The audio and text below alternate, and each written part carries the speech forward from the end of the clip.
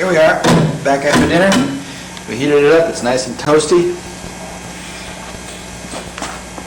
And while it's sitting there, as you can see, it wasn't substantially attached, just enough super glue. And I'm just going to do a quick and dirty cut. You can see I'm just cutting around the radius there. Be careful when you do this because you can hook into the uni, and this whole ply is here to do nothing more than contain unidirectional glass when it's under load, under bending, acting kind of like a net. Or another interpretation might be the fact that when you wrap it, the sides end up with 2 plies per side, creating a shear web along the edges of this solid glass beam. 1 ply on the back sides.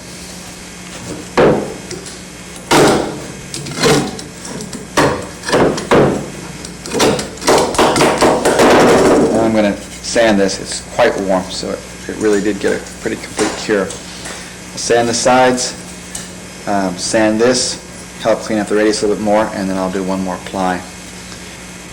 Sitting like so on top of this beam.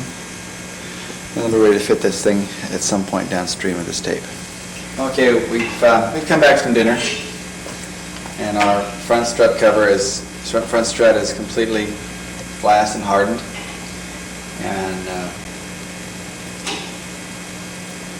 tried out the clamps to make sure they fit. This one's sliding. We're going to have to be mindful of that. I think we'll probably stick an extrusion across here and clamp straight onto it. Now we're going to take it apart and begin the sanding process. And as I mentioned, we're going to do 1.5 inches or so outside of this. We're going to do up this edge, we're going to do the back, and above the main spar on the inside, the top of the main spar, underneath the main spar, onto the firewall, and we'll be back with you after we've done the sanding, and we'll show you what it looks like. All right, there's an area we mentioned before. We're going to sand inside of this. That's where your firewall meets here. We're going to sand 1 inch forward of this intersection along the bottom. And we're going to sand. Is that visible? There's the side of the fuselage. We're going to be 1.25 inches, 1.5 inches outside of that. There's the side of the fuselage. This is the area where the 2-ply tape is going to lap on the outside. This is where a 4-ply tape is going to lap from the inside of the engine mount area onto the bottom of the spar. And there's the 1 inch wide lap on the bottom. You see there? Or is that's the bottom. So we're going to sand between this area here, sand between here, sand this area there, sand between here, and on the top side, we'll do the same thing we did on the bottom. There's the side of the fuselage. There's 1.25 inches, 1.5 inches from the side of the fuselage, and we're going to sand. We're not going to bond in here because this is where all the engine mount attachments go later on, so we're not going to do anything in here just yet. We can sand into that area, but we're not going to bond there yet. And then there's that 1 inch wide area along the top spar to firewall intersection. And there's the center line transfer. We're going to sand this and we'll be back to you. Well, you can see there's the line for the firewall, and we're extended out beyond that about 1.5 inches in here. I sanded the whole bottom of the spar because eventually we're going to have the MG30s interfacing on the bottom, and I just smoothed it all out and got rid of drips and runs that were on there. And the entire back side of the spar. Now, the flip side, there's the center line. Don't lose that center line. Before you get rid of it there, transfer it up to the top and transfer it forward of the 1 inch area where you're going to sand through. There's our mark, and then we retransfer it back to the center. There's the firewall again. There's the material outside of it. Now we're not going to glass any of this stuff tonight. We're going to bond it up, squeeze out the flocks, get to the tapes on the underside that are going to be a real pain to sand later after flocks is squeezed out and such. So we'll do those tapes tonight, and then we can get to all this other stuff tomorrow on the upper surfaces and other areas. But it's easiest for us to sand it right now, so most of it is already prepped and sanded. Now we're going to slide it into the firewall. James has already sanded the firewall and the engine mount areas, and we'll show you that as soon as we can move the camera. Okay, here we are at the aforementioned firewall, and you can see we've got this area sanded here, this area sanded, an inch above, an inch below, all the way across. It's the same thing on this side, you can't see it. And tomorrow we'll sand here and here when we get ready to put the tapes in place, but we won't do that tonight. And now we're going to brush resin on and fit it in place. All right, here we go. I probably don't really need to show you this, but we're going to brush this resin in here. We're going to go from this point across. We're going to wet all this out. And then we're going to put loose flocks in the middle of this, kind of in a band, favoring slightly just above the middle. And it's going to squeeze this direction and that direction, displacing air and liquid resin above it and below it. You can see right there in relief, 187. That's the diameter of those holes we have drilled through the firewall already. These holes are all drilled that are covered by the spar so that we know where to go through from the back side. So make sure those holes are pre-drilled before you sand off the markings that allow you to see where they go. That should have been done actually much earlier. I'm going to wet this area out right here tonight. We're going to glass this tonight. It's now 11 p.m.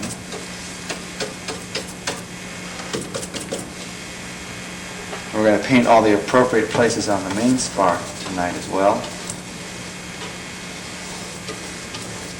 What controls how much of this I brush resin on it depends entirely on how much I intend to bond to tonight, or how much I intend to, how far along I'm going to push the taping process.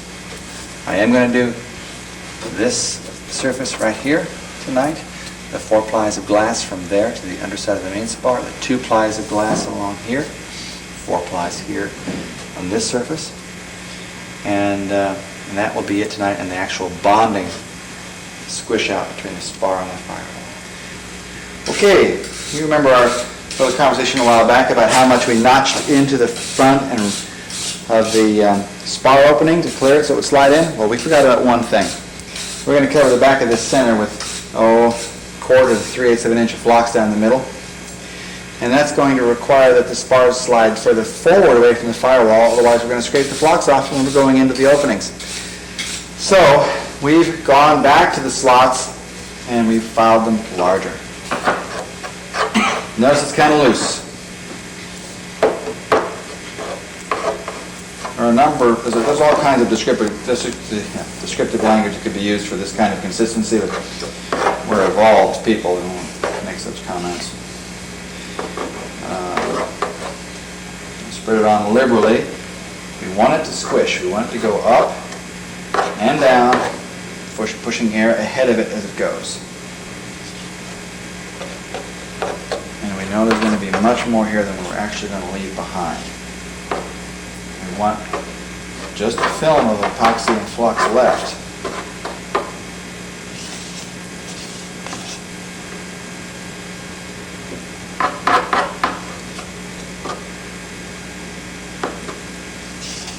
This was 10 shots of resin.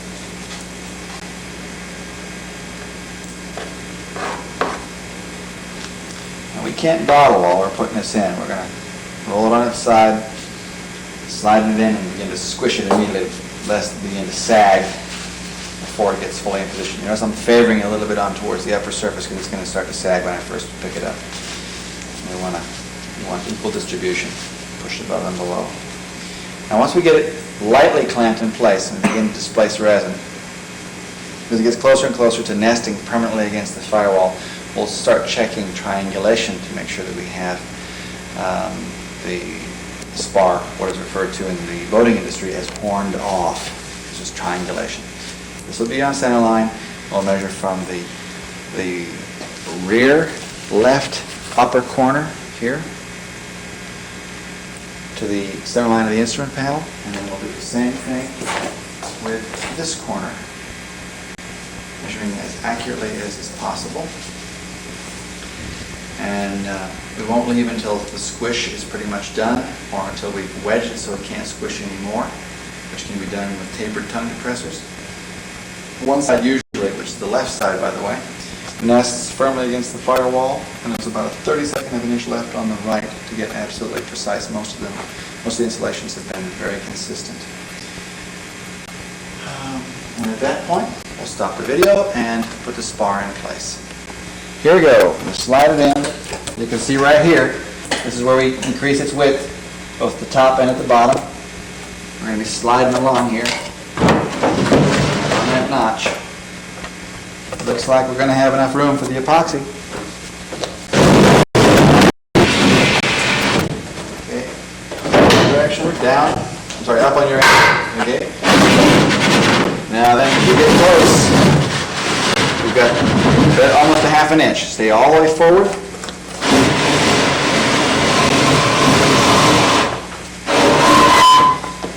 Okay, now we're going to check center line. Center line is in place. Now we're going to start the old clamp process.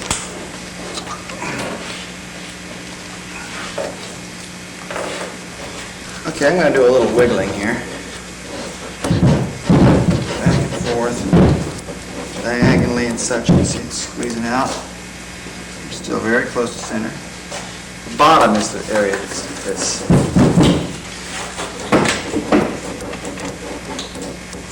coming out both sides. You might want to mention the slight bow in the firewall. The bow is, the firewall is bowed out slightly in all three axes. The back side of the firewall is in plane, but this will have a tendency to force the epoxy out rather than allowing it to pool in a flat spot because of the flexibility of the firewall. Later versions may not be bowed, but this one is. The versions that will have projections for the MG30s to center on will probably not be bowed. It's not a critical affair, but in this particular case, if you find a bow in the forward face of your firewall fret knot, it will help you actually, not hurt you. Okay, we're close enough where we can run an extrusion across the backside, top and bottom, so our clamps pick up the forward face and the backside of the extrusion, squeezing on the firewall. Back with you after we get those set up. Okay, now you can start seeing the resin starting to come up. This line, the one to the right, is the one that this lines up with. You can just see the remnant of it. We're spot on. Resin is beginning to migrate up. We're getting it over here. We're getting it over here. A judicious layer of wet resin on the surface will help the migration of the resin. Now James is going to go to the bottom and take a look. We don't have a mirror, so he's about to discover whether or not we're getting flow. I'll move the camera slowly so we don't give you vertigo. Anything, James? You can move closer to it. The viewfinder, I can't really tell.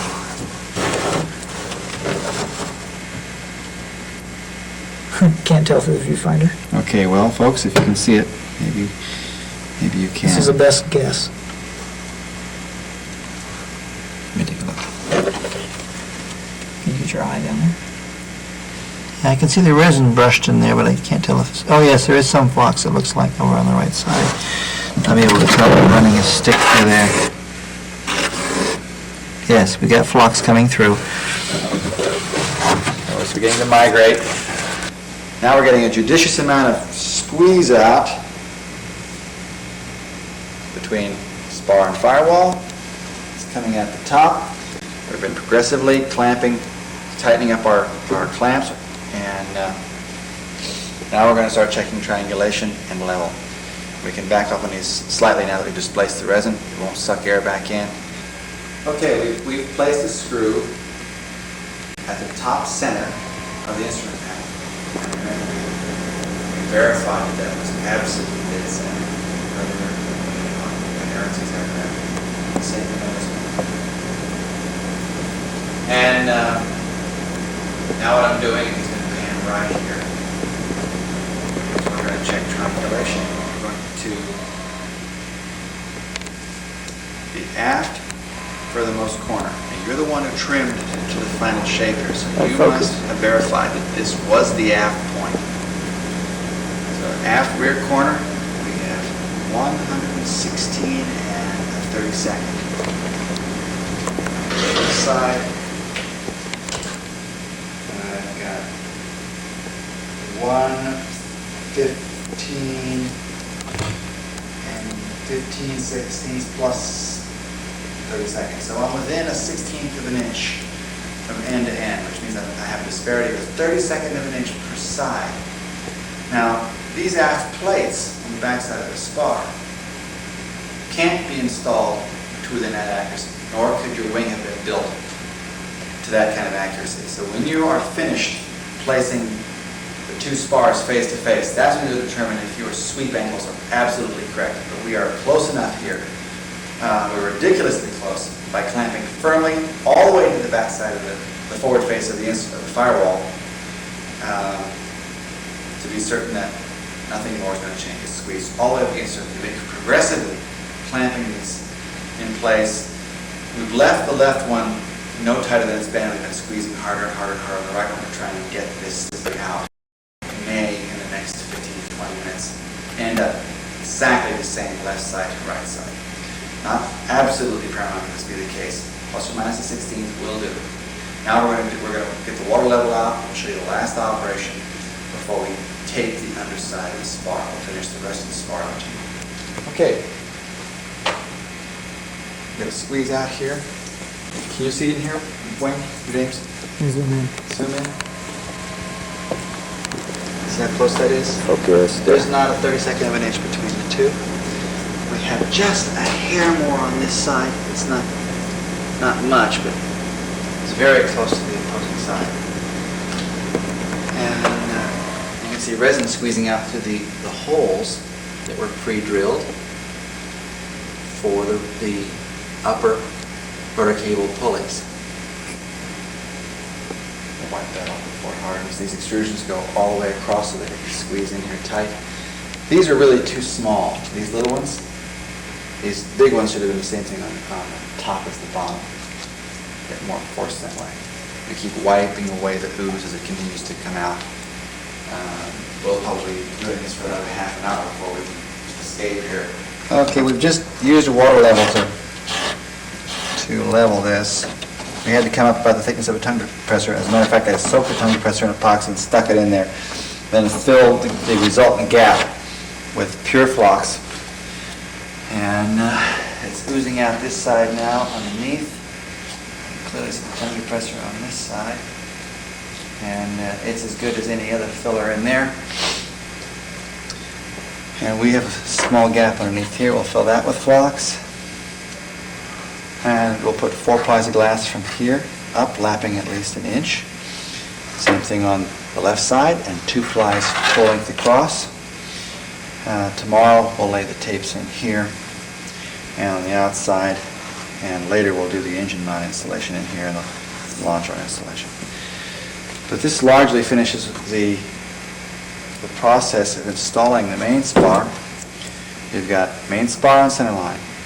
You have it the right height based on the cowl. You have triangulation based on centering from the instrument panel. And those are the elements necessary to have the spar in the correct place.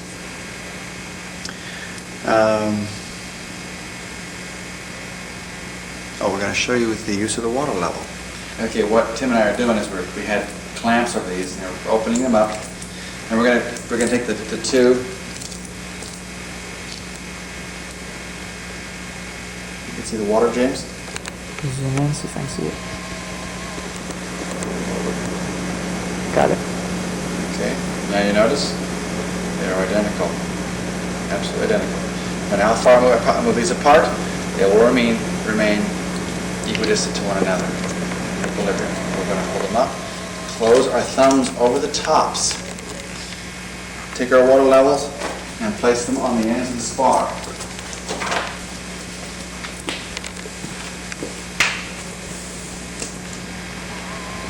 Okay, mine line up. I'm going to take my thumb off.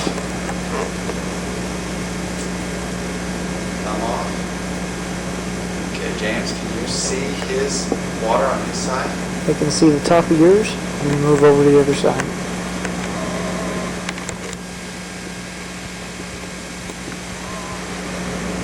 And you tube is open. Right on level. Okay, that's how the water level works. That sets up the main spar. We're going to let this cure, and tomorrow we'll make the main wing. to the spar. Well, here we are, about 11 o'clock in the morning.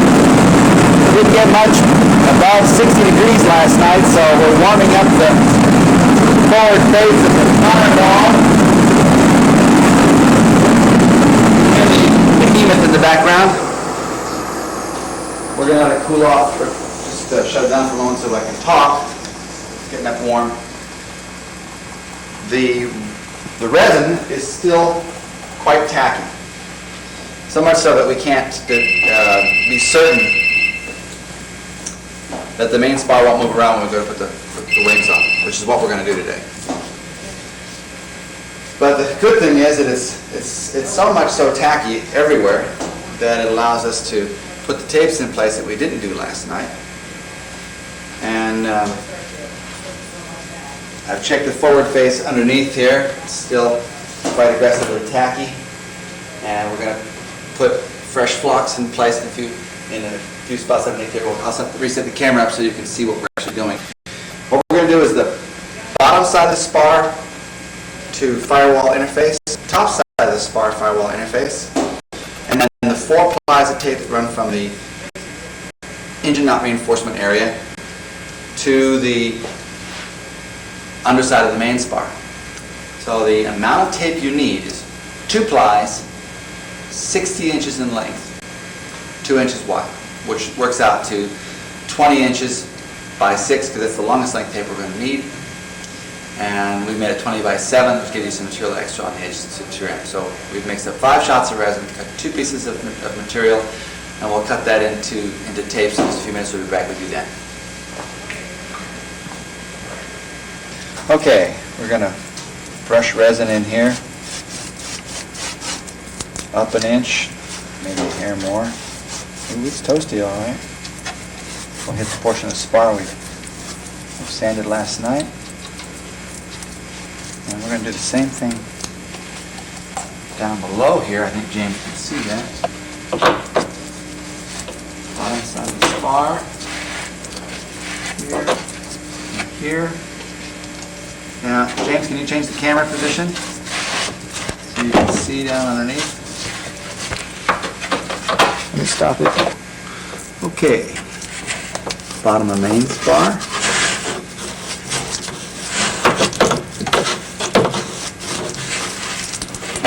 Back in the corner. Now you can't see back here, but basically what I did on this side here, I brushed this face.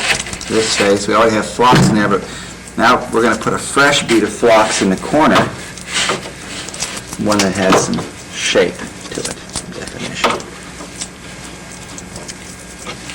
And I'll get the flocks out. And I'll just show you real quickly one more flock. All right.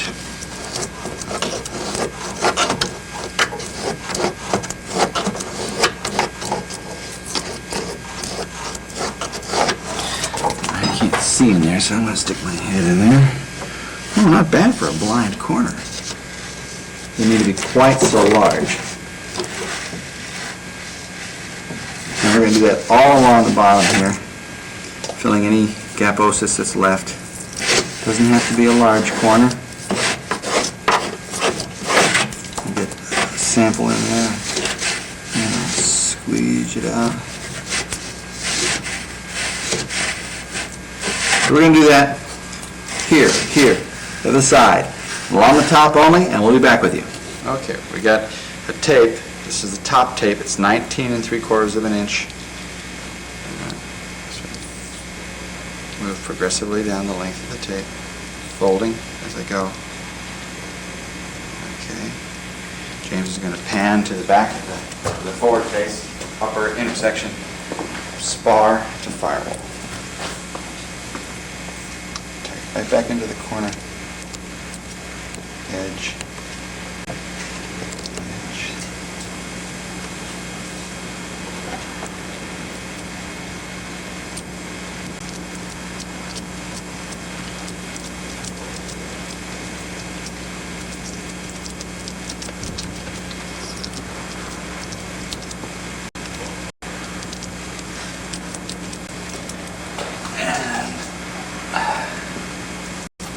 is he brushing resin on top of aluminum foil? Because it makes a great lubricant.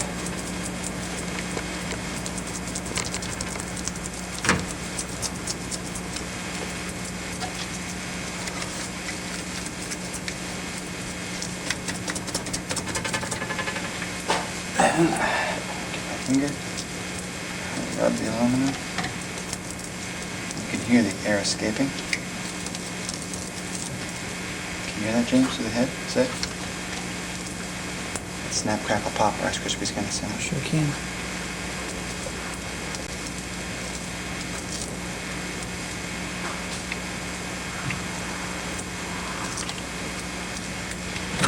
You need something to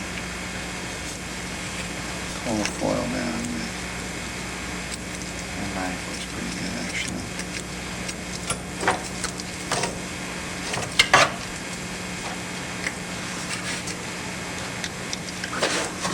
Back on itself. And there's hardly a bubble in it. Take the end of my brush. Clean out the end of that tape. And stipple in a few places. There was no air in it. Now we're going to do that here and this side twice, so that makes this 4 plies, an inch lapping on this side of the fuselage and an inch on the bottom. And of course, once across the entire length. And that will complete this portion of the taping operation prior to mating the wing to the backside of the spar. Okay, working in the blind. It's a little long, isn't it? How am I doing there, James? It's back in the corner. Is it too much above or too much below? A little below. Need to come up some more. There you go. Okay.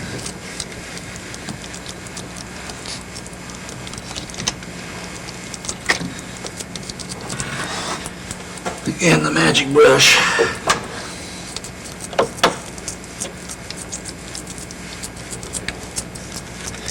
I'm going to get all the air out from underneath this one and put another one on top of it. You can use 4 plies. We'll do the same thing on the opposite side. We'll be back with you in just a moment as we do the last one on this side. And you can duplicate that on the opposing side. Okay. After attending the school of contortionism, one can actually learn to put your head, your arm, and a brush, and an associate in the other wheel well, in the same area. James isn't videotaping this because you need to see this. Because you might find yourself rolling on the floor after you do. Of course, if your eyes are bad, you're not going to be able to focus on any of this stuff anyway. Okay. Repeat on the opposing side. Do not put the brush up your nose. You notice that I'm installing the other one from the same position I installed this one. Well, the way I was doing it was to facilitate, of course, videotaping, but really, for all practical purposes, installing the left tape from the right side, vice versa, is the best way to go. It's much easier this way. I can see it, and it's all within my focal length. So, you might want to do it this way and you do yours, not the way I did it. Well, we're back at Canard. The last time we did Canard, we were doing Wayne's Canard. This time we're doing James Canard. And we've removed the elevators. We've centered his Canard on his F-10 bulkhead as we did with Wayne's. And then we set up his incidents, and it came out as perfectly as did Wayne's. I was just as surprised, pleasantly surprised. Then we did triangulation, and James had one lift tab that was perfectly the correct angle relative to the bottom of the Canard, and the other one was skewed back just a touch, so it touched the forward face of the F-10 bulkhead a little early. So it brought the left side of his Canard out. And rather than building out the flux pad underneath, or I should say behind, his lift tabs, just to triangulate them at this stage, we have 1/8 inch holes drilled in his lift tabs, just like we did Wayne's. We're going to drill through maintaining perpendicularity to the average face of the F10 bulkhead. And then we're going to bring those holes out all the way up to 1/4 inch. Then we're going to remove the canard, and then we're going to take from the forward face, aft face of the F10 bulkhead, we're going to drill them out to 5/8 for the C&L bushings. Then we're going to sand the exterior of the C&L bushings. We're going to make sure that the C&L bushing fits snugly into the openings, into the holes. And then we're going to slide them in so that the right bushing protrudes far enough beyond the forward face of the F10 bushing to make up for the disparity in triangulation. Then we can do the flock's face with something for the canard to clamp against. We'll allow the canard bushing to harden up firmly before we finish up by putting the flocks behind the lift tab. Our next step is going to be to drill. We've shown you drilling of the 1/8 holes through the F10 bulkhead. We'll go ahead and do that on this one. We'll follow it up by drilling 1/4 inch from the opposing side without the elevators in the way. And then we'll obviously show you the drilling with a counter bore for the C&L bushing. We've drilled the 1/8 holes and had a chance to think about this. I can go in from the back side and drill a 3/16 inch hole out now and common drill it through the lift tab. But now that you're drilling through phenolic, you're drilling through aluminum, they're fairly well established. They're not going to change much. And what I want to maintain here is I want to maintain a perpendicular hole through the back side of the F10 bulkhead.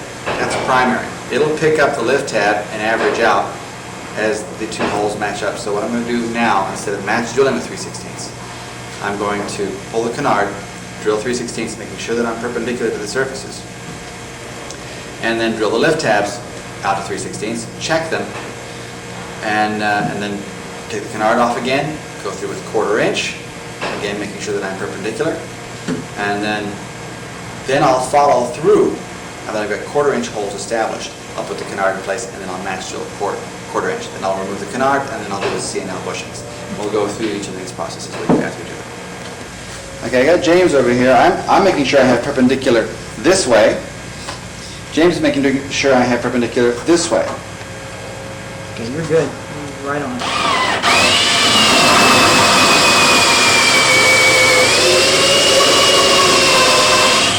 Now I'm going to do the same thing to the opposite side. I'll be back with you for the next step. Okay. You'll notice that the body of my drill is rather narrow. And it affords me the ability to go right underneath the lift tabs here. And you might need a longer drill bit to effect this with any other type of drill. James is providing me with vertical, and actually, because I'm already drilled out to rather large, I'm up to 3/16, the drill will have a tendency to follow the pre-drilled hole. We're spinning around a bit. Okay, reverse.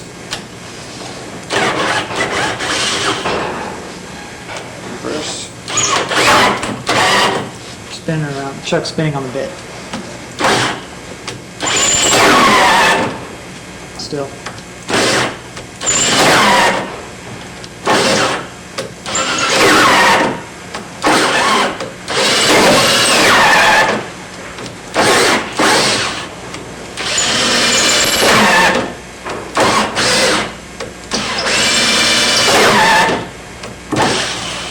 We're going to shut down here, and I'm going to get a slightly longer drill bit, and back with you in a bit.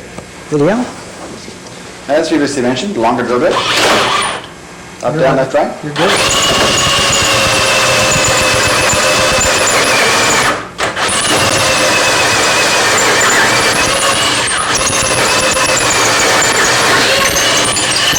And we're through. Now we're going to stick an AN4-15A drill through the hole on the back side.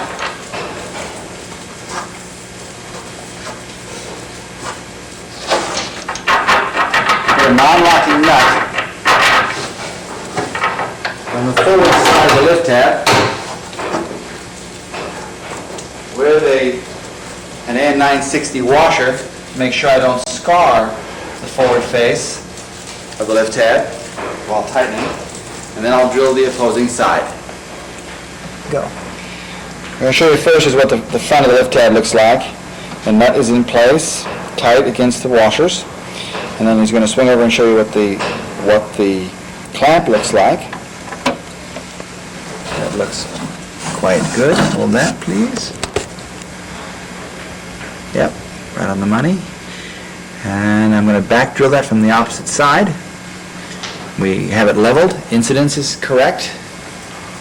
And of course, the last thing we'll do is triangulation as I described before. Both sides of the hard points have been drilled with both lift tabs. We're out to 1/4 inch.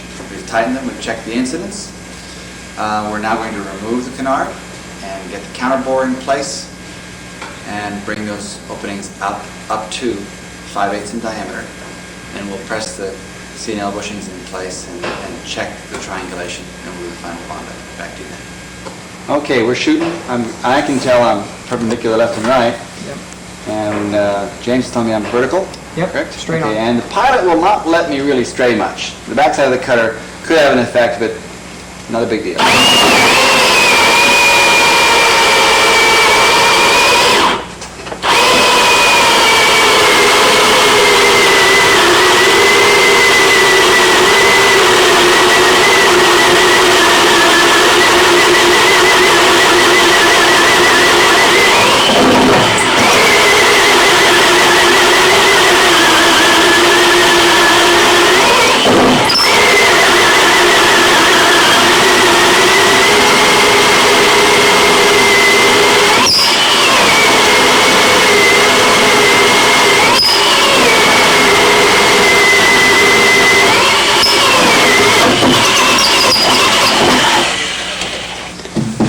Bring over the camera here and show you what the inside of this hole looks like.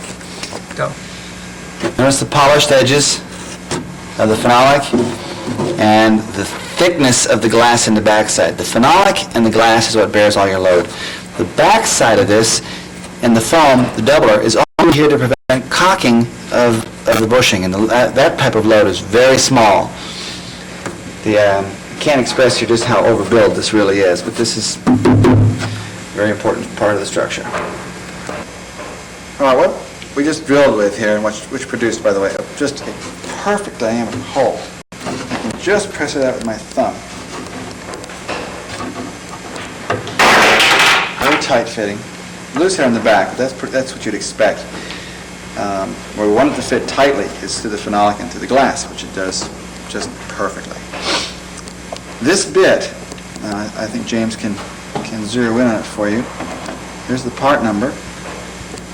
Looks like CA4050-6, and underneath it says 5/8. 1/4 inch pilot, 4 flutes.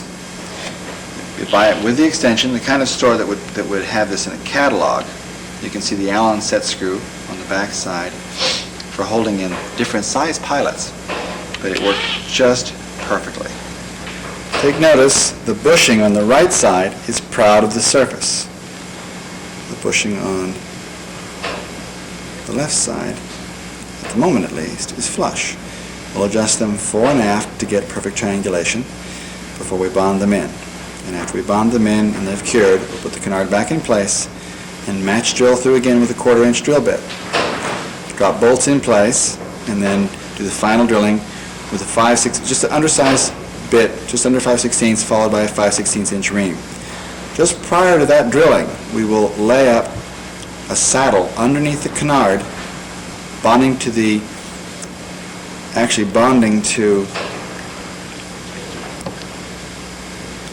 this surface.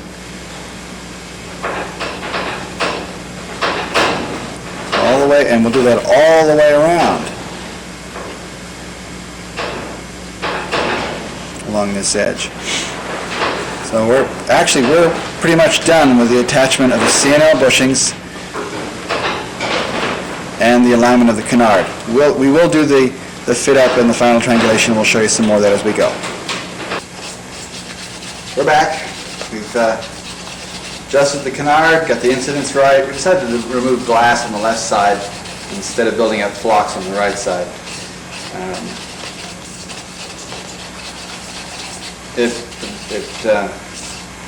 prevented us from having to build up a flux pad, and it also made sure that our bushings were fully bearing on the aft glass, on the aft face of the doubler, as well as being flush with the forward face.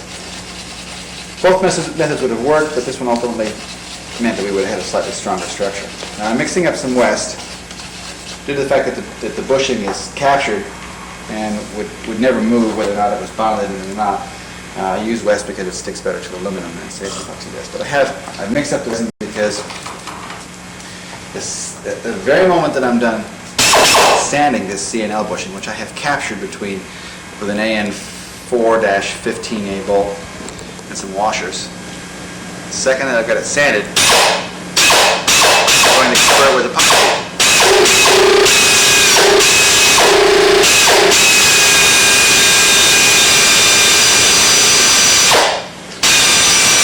Okay, I have it completely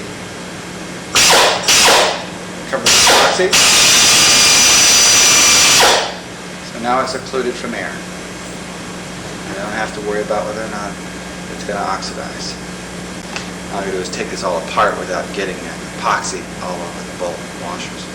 I will stick this in there right now. I'll be back with you as we put it inside the hole. All right, we're going to put the resin in here and make sure that all the surfaces are wetted. No gaposis at all.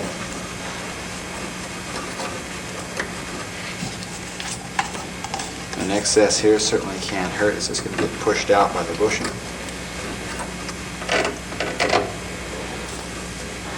Better that though than the alternative. So look up from underneath, make sure that my foam is covered, my glass is covered.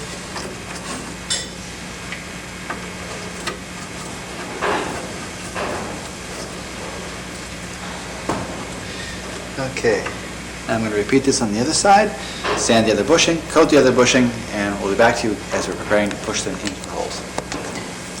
Well, here it is.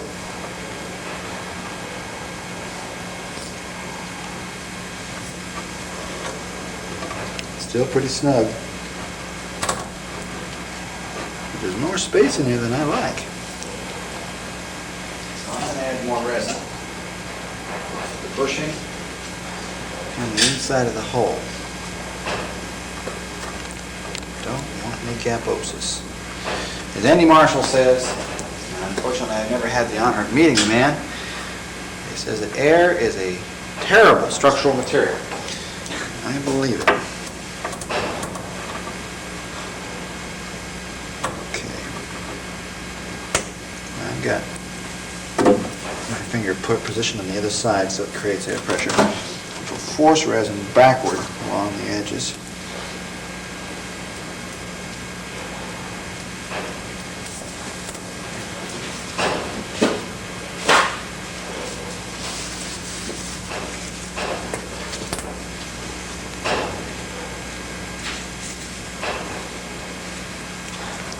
Thank you very much.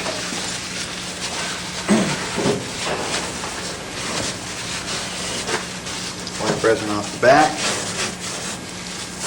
front. Roll out the inside. Well, this completes the drilling and positioning portion of the Canard. Flush with the back, flush with the front. Now we just let it cure.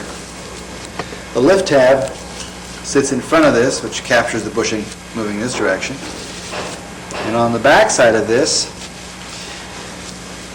what I have done in the past is I take a piece of 2024 T3 aluminum, taper it on this edge, about 3 inches tall, going all the way to this intersection. I sand this face. I sand the forward face of the piece of aluminum, and with high sol adhesives, I bond it against this face, let it cure, and back drill, which captures it between both faces. For this bolt to fail, it would have to shear the entire piece of aluminum on this face. It would have to shear the entire piece of phenolic captured between 6 layers of glass in the center and 24 layers of glass in the front. It would be a phenomenal load to fail this.